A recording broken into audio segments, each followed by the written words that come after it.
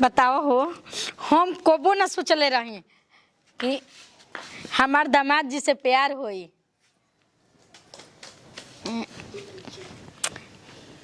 हमार लिपस्टिक देख के तो हमार दामाद जी एकदम साफा एकदम हमारा पर फिदा हो जिहन ना। उनकर जवानी को उड़ा देनी अपना लिपस्टिक पर, तो हमारो नाम ना। भगवानों का कैसन बड़न एकदम। हमार मनो दिल गोइल है तो हमार दामाद पर एके हाली गोइल है। बेटी ही तो का हो कैसे तो खिस्सा कहल बानू कि दिल लगल देवाल से तो परी का चीज बाड़ी। कुछ कह हमार दामाद जी में ऐसा खास कुछ बात जरूर बा, तबे तो वहाँ से हमार प्यार भइल है। हाँ मन करता नू वहाँ के आजे बोला दी आ लेके जाई कोई फिल्म उलिम देखे के वहाँ के दामाद जी के। काजी माई रे। हाँ आई देख ना के अरे यहाँ के फोन कइले बनी हमरा घरे ना, कहते ना कि आव आव आव जल्दी कहता नहीं तो कहीं धरी माई से बतिया ली। इधर तो बोलता दामाद जी हनी। हाँ जो तू हम बतिया के आवत नहीं जो जो जो जो आवत नहीं। अरे मेरे सामने हेलो अरे जो ना घर में। हेलो हाँ, गोड़ लागत नहीं जी। अब लड़किया के सामने रहुआ हमार दामाद बानी जननी। ऐसे तो हमार मान ली के एक तरफ लेखा प्रेमिका बानी पति बानी जननी। हाँ। हमरा अबो को हमें लाइन लगता बताई रहुआ हम। अरे मारी ना रर मेहरारुए न बानी। अरे मारी काहे का हो कम। अरे मारी ठीक लगी हमारा। हाँ आई लव यू टू। आ कौनी है नू सुनी ना आ जाई जल्दी से ना हमरा के हॉल में लिया चली ना। हॉल में फिल्म देखे। हॉल में कतरा हम कुतुब मीनार घुमाएं काहे घबरा सही के एक एकदम फोन करिए कोनो बहाना हमरा याद। सुनी ना नतिया बुढ़ावा हमारा के नू अपना जवानी में कुछ ना देखलस जननी। भगवान काहे के हमरा के ओकरा नसीब में बुढ़ावा के भेज देल हन। रउए नसीब में हमरा के भेजले रहतन कुछ होखो। सुनी ना हमार शौक रउआ पूरा करब कि ना। अरे शौक कहाँ शौक तो हम पूरा कर देनु ये जो मर्दों ना पूरा कर रही हैं। सही के ए पाहुन हम राउर जिंदगी जियल चाहतनी। हमरा के कोनो दुनिया में लेके चली ऐसन जगह लेके चली हमरा के कि हमारा और औरा अलावा केहू हो जा हमनी के रोक टोक मत करो। दिन रात हमनी के फेविकिल लेका एकदम चिपकल रही जा। अरे महाराज रौरो मन बुढ़ाइए का कोनी फेविक्विक कहला। अच्छा ने हाँ हाँ हम ऐसन जगह रो रख लिया चल हम ऐसन जगह हाँ कि सास के हम ना सास के मांस खाई और मांस खा के खोपचा में दम बम के रंग। सुनी ना बहुत दिन से चुमा से काम चलता लेकिन अब चुमा से काम ना चली। एगो एगो चुमा ले जा गाल में है दिल ले जा रुमा। ओ हो हमार सुनी वैसे ना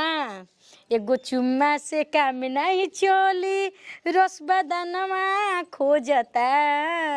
जल्दी आई ये दामाद जी मन मिलानवा खोजता। मिलन का लवले हम बुआ वाला खेले के ए जी कितना देरी में आई बोली ना। तुरंत हम लोग तैयार हो बनी गाड़ी धर अब खूब सजा तनी सवरा तनी। हम अपने बेटिया ले कम सुंदर थोड़ी ना लागब। देखब तो देखते रह जाई। बेटी दिला दे रहा गरहन के मारल ही है। अरे ओही घरी हमरा रौरे पसंद है। लेट होता जल्दी से आई हमरा के फिल्म दिखावे के लिया चली। आ बेटी ले कोनो बहाना कर देम ठीक बा। हाँ चली रख तनी हम बस हम आवते बानी तुरंत ठीक ठीक ठीक। अपना पहले बानी हम आवतनी। हाँ हाँ आए चले हम हाँ ठीक आई लव यू। हाँ आई हो दादा कोबो ना हम सोचले होई हे भगवान हम अपना दामाद जी ले इतना कुछ बतिया ई लव यू के मतलब का होखेला हमरा कुछ समझ में नहीं आवत।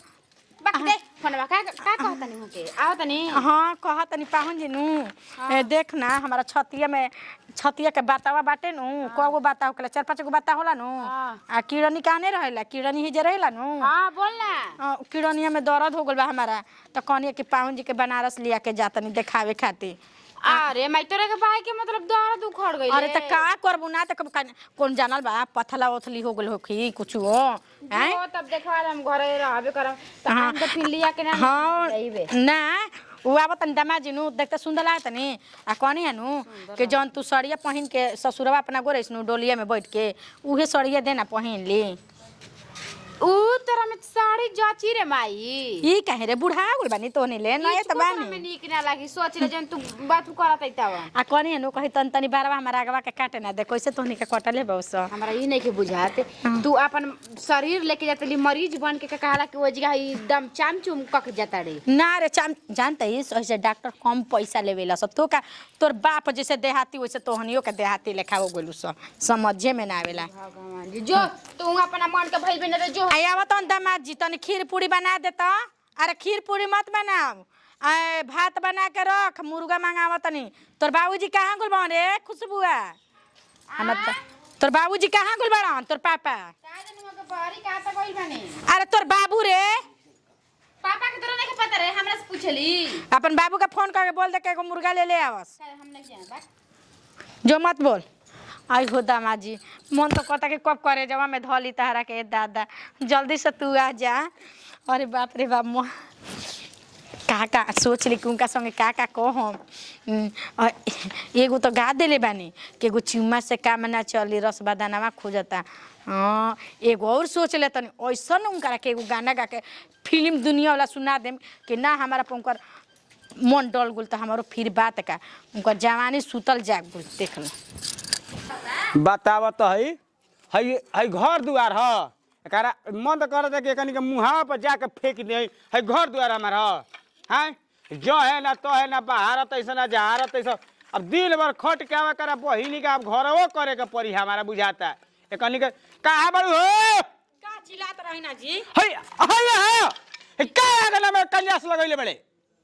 मैं सुखाए के डलले बन त कंजा सुखाई लागल बा है सुखाई नहीं खे अबले साज होगल का भई माने ई राउर आतना डांट के हमरा के बोला तनी नु ई डटल का एक दिन रौरा भारी पड़ जाई देख ले हम कह दे तनी रौआ के चेतावनी हम दे दे तनी बहुत भारी पड़ जाई हां माने तारन के बुझात ऐसे ही आगा ना दुआर रहेला हमनी के मेरा आय तू आई रहू त कैसे रहे पहिले जा दी तब बेटा पतो बावा सो नाती पुता बावा सो तो असही रही ना बाहरन पहले अकेले रही छूटा रही बाल बच्चा ननी ननी रहस अब नाती पुता हाथ ना भइल स तो भुन भुन ना रही तो साफ रही ए सुन ना हां हाई कुल बटोर द आ बटोरी के तनी बाहर सार द चढ़ा के आग बढ़ा के अरे चढ़ा के तुरबे करम अरे हमरा बुझाते नहीं के है कुल बाहर सार के कुछ ठीक नहीं का हमारे घर में लागो हमारा के छोड़ दी एगो पहले बात जान जाई ई कुल सब छोड़ छाड़ दी माने हम आज छोड़ दिया कल तू हमरो को छोड़ दियो हमरो के ओसन कह दे तुम छोड़िए दे हम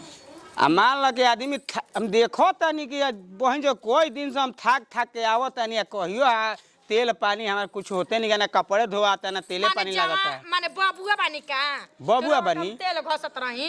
बेटा पतो होइला से लूर सीख ली एमे एगो ससुरालतीन बेटी भी आए जुगावे जा गइल तो ठीक है बता तब बेटा पतो से हम तेल लगवाई काहे खातिर जन्म होइले बाड़ा काहे बेटा पे तो तेल लगाई तो शिकायत हो जाई कोई पेड़ काहे खातिर लगावेला चाहे ओके खातिर अरे चाहे ओके खातिर लगावेला पेड़ तो तू अभी बाड़ू नु हम कमा के लिए खाली ठूसबू माने हम काट पीट के लिए आई मैं तू ठूसबू घर में बैठ हाथ गोड़ ना दबैबू माने एगो हम ही ठूसत नहीं इतना जंजालवा पैदा कइले बाड़ा उ नहीं खा खात हम ही खाता नहीं तार हमार खाई लौकत नु ते एक दिन लेके उड़हर जाई नु तो तारा पता चल जाई तू देखा तनी कि कई दिन से ऐसे ही तू हमारे से बात ना हम देखा तनी कि ते कोई दिन से हमारे से बतियावत नहीं कि बढ़िया से तू बात करत है हमारा से तू ना हम बुझाता होगी बोलत है हमारा कहै से आ 4 महीने से हमारा के पूछत नहीं खिस त ना गोड़ हाथ दबावत है आ तेल लगावत है सर मैंने खट के आई है वही दिन भर हम वही जो बोल में देखे बोल बे लाई मत रहूगा ढेर जननी एको दिन हमारा के सेवा नहीं के होत आई को घर द्वारे हमार साफ ना रही लेके सुतल का बेटा पतो घर में आगना में तब बेटा पतो से जाई तेल लगावे तेल चलो नहीं बुझा पादर वाल निका तेल बिना गोड़ हाथ सोच करे के बा बबुआ बानी त खेतवा में काटे के जाई गोड़ हाथ टूट जाई त खइबे का फोद जौन तारा के तार माई तेल लगवावा तैसनु ओकनी रे जाके लगावा हमारा से तेल ओल ना लागी जो है गइले ले बस हम जाके कॉल लेम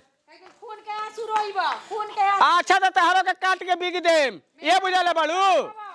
हम देखत नहीं है लकड़ी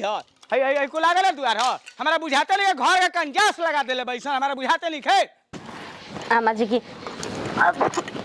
मरचाई कमे डली हो जाए आ मरचाई ज़्यादा पीस देले बानी हम सोचनी है कि हे तना सी करेजी पथरी बात आदमी तित करे बनी है तबे ना ठीक लगी हो का करतो काजी अरे मुर्गावा लिया देल भई काटे बुटे के काम गरम पानी कर भंदे आजी रवा मुर्गा ला देनी उहाँ के सोनुआ से मंगा देनी है 1 किलो खसी अरे तू पथरी या करेजी ए तो फोन ना करेला तारा हमरा पे जाए दी तरवा सबके पाउने नुआ बतानी बढ़िया से खाइम जा खियाइम जा तो झटपट कमावा लगाव एती देरी कइला से का फायदा होई फिर हमन के न चल जाई तो लगबू ती कहबे कि हई लियावे के बा हऊ लियावे के बा आजी एगो बात रवा से कही हां बोलो कह को हम ना न कोसे अब देखो तू हमारे से कह तो हम दूसरे से कहे कहे जाई देख सुनी हमरा शौक होता ना आखिर पाहू ओ तना बूची जी से नइखी बतिया देख हमारा मन अब देख हमन कह तो मारे ओलिए करम कौन बात बूची बा जी से नइखी बतिया आ का बात बाकी अम्मी जी भी बार-बार फोन फोन करतनी अच्छा एगो आदमी ना होलन कि भाई सास के महतारे लेखा समझेला ना आदमी तू तो अच्छा। बात करे खातिर आदमी ना कोनो बात कहे लागेला ना हां इहो बतिया ठीक है बात कहते कोनो चीज के थी ना कोई जाला दिमाग पे ना लेबे जाला नहीं हम उ सब बात नहीं सोचत मगर रउआ कहनी है त बतिया कह देनी हां देखी ई दिन हमर लड़किया कहती है ना ये माई कनिका फूफा न दादी के न आई लव यू का त बोलत रहन त दादी न ना बोलले हिया त हमरा ऐसा लागल का बात कइल वैसे ही कह सकेला ना सास महतारी समान होली मर्द तू ऐसे कहे बात कहतड़ू अच्छा देखे जन हमरा अका बका सुना गइल हो जाना तनी कि ना आ सुनी ना कन्या के हमरा के नैहर ना ले जाके चलम गुजरात वाली दीदी आइल बिया 6 महीना के बाद फिर कहती है कि 6 महीना पर हमरा से ना मिलबी और 6 साल पर ना मिलबी तो कम मिलबी तो तारे कम माना हम करी ना तनकी रुक जा हाथ तनकी सकेत बा ओकर बाद तार के ले जाके चौंपा दे रहिया आराम से चली मसाला काट दी और मसाला का तनी प्याज ये बना दी तो प्याज काट के मन रेडी कर जा हमारा तो ये लेके अरे राजा मारो तनी माजा चलो ए मम्मी जी कहाँ बनी अरे कहाँ बनी जी केहू सुनते नहीं खेल लागत कि सब कुछ सुत का गोल बा ए मम्मी जी मम्मी जी काहे कहत नहीं बहुत हमरा शरम लागत मम्मी अरे है साइकिल जानू वो मम्मी जी लायक बानी को मम्मी जी कहत पागल है रहुआ मान ला कि हम जानू कहब तो केहू का कह के ससो ससो झुराइल के बका तब ना कोई सब बिटियावा नो एक और तोहफा का ये क्या है हमरा खातिर आज के डेट में छोटा का मोबाइल चला था एक हाल पागल है पहले छोड़ के मोबाइल से फिर आदत डाली हाँ अब रात में निधीरी की बात हुई लेकिन रुक 1 सेकंड हम अपन तोहफा देता नहीं रवा के हाथ करी हाय देखी हाय हमने के सगाई हो गई ठीक बा अब बियाह कइल जाई बियाह तो हो जाई अब हम एजा रहल नहीं की चाहत अब एजा हम एकदम भागल चाहत बाकी कुछ कहे सुनी ना बाहर चली वो जुगावा डेरा लेके हमने के रहल जाई अभी ना तई 2 महीना के बाद दे 2 महीना पागल हो ना तो अब देखिए हमारा से रुकल नहीं के जाता हमारा बर्दाश्त नहीं के होत बर्दाश्त नहीं का हो तो पेपर में नाम आ जाई कि दामाद ने सास को पेमेंट दिया हाल हो जाई तनी केहू कुछ ना सुनी ना भाग जियल जब एके हाली नु हाला होई लेकिन बाहर में तो रहल जाई आ मंदिर में बियाह कर लिहल जाई तू तो जानत हो कि हमार उम्र अभी बा कचरे दचरे के तहार उम्र 35 वर्ष भइल हमार उम्र अभी 35 वर्ष ना 40 वर्ष 40 वर्ष हमार अभी 19-20 वर्ष चलता यही से मैं सोचा तनी रउआ में जौन माजा बाटे उ बुढ़वा आज तक माजा कोनो चीज के देले बा जवानी में ओकर कोनो चीज सुख जनले बानी उ बुढ़वा के कबो का कही हम कहे के तना ससुर लगी हैं हम एक दिन देखनी सुनी हम कहतनी एक दिन हम देखनी हमरा डर हो रात में देखनी तो लेकिन कुछ कहे भले बुढ़ा गनी लेकिन बुढ़ारियों में हमार सपना पूरा हो गेल जी दामाद जी जननी सपना पूरा करेला सब भगवान है बाकी कुछ कहे लिपस्टिक तो मरले बनी के लागत ताकि एकदम 4G नेटवर्क 5G नेटवर्क धरता अरे उठावा के ललिया कानवा के बलिया अरे नोकिया के तोहरो सिंगारवा ये हो जानू जवन सोचले रही हुए हम तो पाई गोइनी हो जय हो जय हो। हमारा सोना दोनों जानी तू कहाँ ले रे अरे ले जो फूफा के खाना खिया हो आज आई हो फुआ तू का करतड़ू ए भौजी अरे पागल का हो गए हे हे हे हे हे मिठाई दे दी मिठाई हे ए आजी का करतड़ू अरे मिठाई ला है मिठाई। ए हमरा मिठाई ना चाहिए ले पैसा ले ले ए भौजी हाँ हाँ हाँ हाँ हाँ अरे देखो जा हो फुआ का करतई अरे दामाद जी आइल बन ले जाके मम्मी जी पानी उन्हें पिया जा का राउर मम्मी जी राउर चूमा लेता ना निका के चूमा? ले तो हां देखो नी हां भीड़ सट के चूमा लेता रहन माथा खराब बा का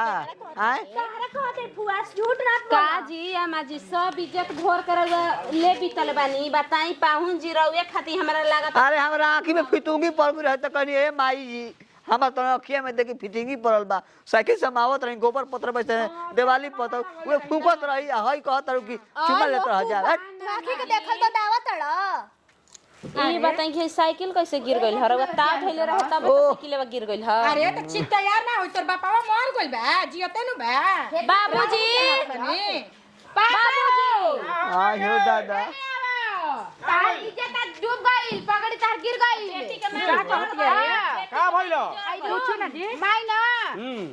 नक ये अरे अरे होइला का बोला रे के केंका करत का पूछे बता रे बता हई बाला नु फुआ के चुमा लेत रहा आए पागल है का बदमाश ठीक अब हो सकेला आए पिलुआ पर गुराला फतिंगा साइकिल चला के आवत मैं झूठ बोलत इहे कुल करत रहे का घर में अजी देखा था ना हां हां हां ओए ओए हेले हेले हेले हेले आगे आगे ले आओ